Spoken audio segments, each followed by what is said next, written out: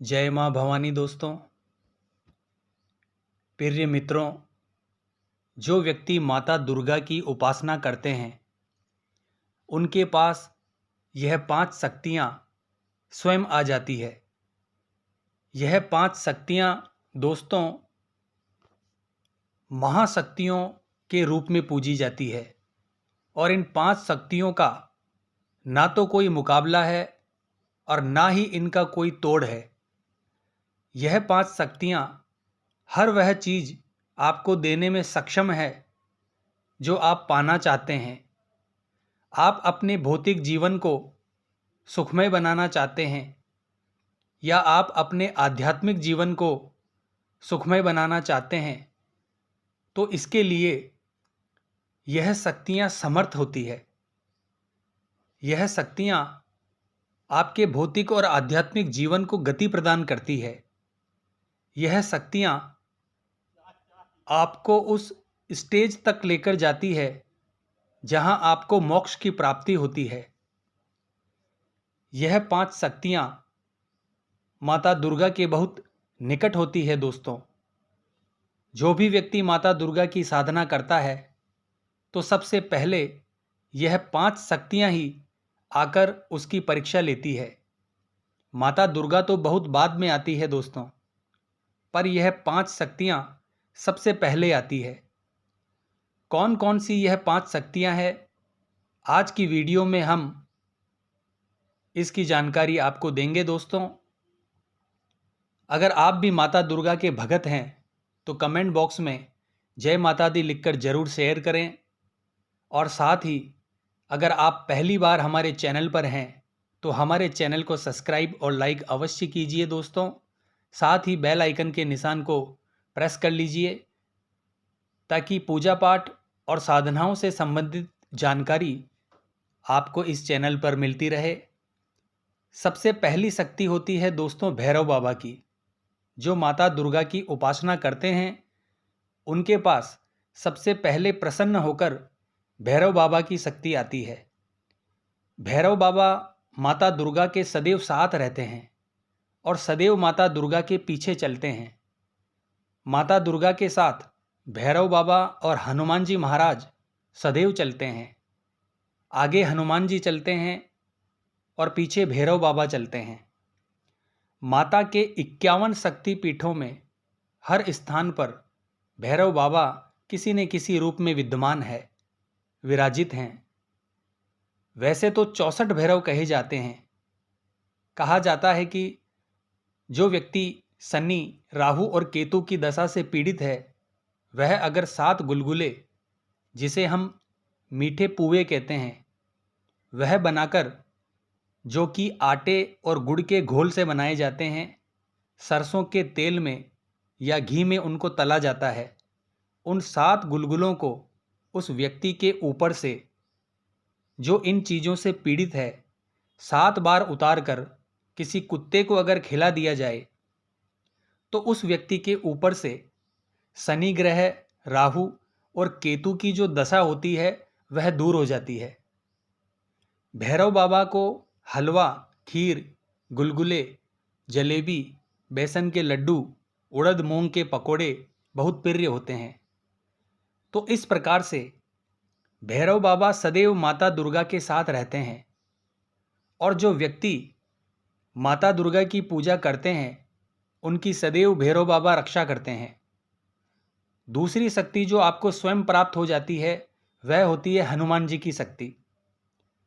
हनुमान जी माता दुर्गा के अगवानी हैं। अगवानी मतलब जो माता दुर्गा के आगे चलते हैं उन्हें कहा जाता है। माता दुर्गा तक पहुंचने से पहले, जैसे श्री राम जी तक पहुंचने के लिए आपको पहले हनुमान जी को प्रसन्न करना होता है, उसी प्रकार अगर माता दुर्गा को आपको प्रसन्न करना है तो हनुमान जी की पूजा सेवा आपको जरूर करनी चाहिए। हनुमान जी की शक्ति और उनका आशीर्वाद आपको स्वयं प्राप्त हो जाता है जब आप माता दुर्गा की साधना शुरू करते हैं और हनुमान जी की शक्ति और आशीर्वाद आपको प्राप्त होता है तो आप हर प्रकार से स्वस्थ रहते हैं और हर प्रकार से आपकी रक्षा होती है। खास तौर पर भूत प्रेत तंत्र मंत्र या जो नेगेटिव एनर्जी होती है उससे आपकी रक्षा होती है। किसी भी तंत्र को तोड़ने में सक्षम है महावीर हनुमान। जिस प्रकार से भैरव बाबा के अनेक रूप हैं, उसी प्रकार से हनुमान जी महाराज के भी अनेक रूप हैं दोस्तों। किसी एक वीडियो में इन सभी को बता पाना मुमकिन नहीं है। किसी और वीडियो में इस पर हम चर्चा करेंगे। तो हनुमान जी की कृपा आपको प्राप्त हो जाती है, और हनुमान जी की कृपा जब आपको प्राप्त हो जाती है तो किसी प्रकार का भय आपके अंदर नहीं रहता। समस्त जो नकारात्मक शक्तियां हैं वह कोसों दूर आपसे रहती है। तीसरी महाशक्ति जो माता दुर्गा की पूजा से आपको मिलती है वह माता के जो 9 रूप होते हैं, नवरात्रों में जो पूजे जाते हैं, इन 9 शक्तियों का आशीर्वाद आपको प्राप्त होता है। माता के जो यह 9 रूप होते हैं यह आपको समस्त सिद्धियां प्रदान करते हैं, हर प्रकार से आपकी रक्षा करते हैं, धन धान्य से आपके घर को संपूर्ण रखते हैं। माता के ये 9 रूप। साथ ही चौथी शक्ति जो आपको प्राप्त होती है वह 64 योगिनियों की। 64 योगिनियों की उत्पत्ति उस समय की गई थी जब रक्त बीज का संहार जब माता रानी कर रही थी और बार बार रक्त की बूंद धरती पर गिरने के बाद और अनगिनत रक्त बीज उत्पन्न हो रहे थे। उस समय 64 योगिनियों का प्राकट्य हुआ था। उस समय 64 योगिनियों की उत्पत्ति माता दुर्गा के द्वारा हुई और इन 64 योगिनियों ने जितने भी रक्त बीज उत्पन्न हुए थे उन सभी रक्त बीजों का नाश किया था। माता दुर्गा की सेवा में यह 64 योगिनियां सदैव रहती है और एक एक योगिनी में प्रबल शक्ति होती है दोस्तों। इनमें इतनी शक्ति होती है कि यह बड़े से बड़े कार्य को करने में सक्षम होती है, बड़ी से बड़ी सिद्धि को दिलाने में सक्षम होती है। इसीलिए जब सबसे पहले आप कोई साधना करते हैं या खास तौर पर जब आप माता दुर्गा की साधना करते हैं तो यह 64 योगिनियां ही आपकी परीक्षा लेने के लिए आती है। हालांकि भगवान शिव की सेवा में भी यह 64 योगिनियां रहती है, पर माता दुर्गा की सेवा और माता काली की सेवा में यह 64 योगिनियां सदैव रहती है और उनकी आज्ञा का पालन करती है। और जो 5वीं महाशक्ति आपको प्राप्त होती है वह है 10 महाविद्याओं की शक्ति। 10 महाविद्याएं जो है वह माता दुर्गा का ही रूप है। इन 10 महाविद्याओं का तंत्र जगत में अपना एक अलग ही स्थान होता है।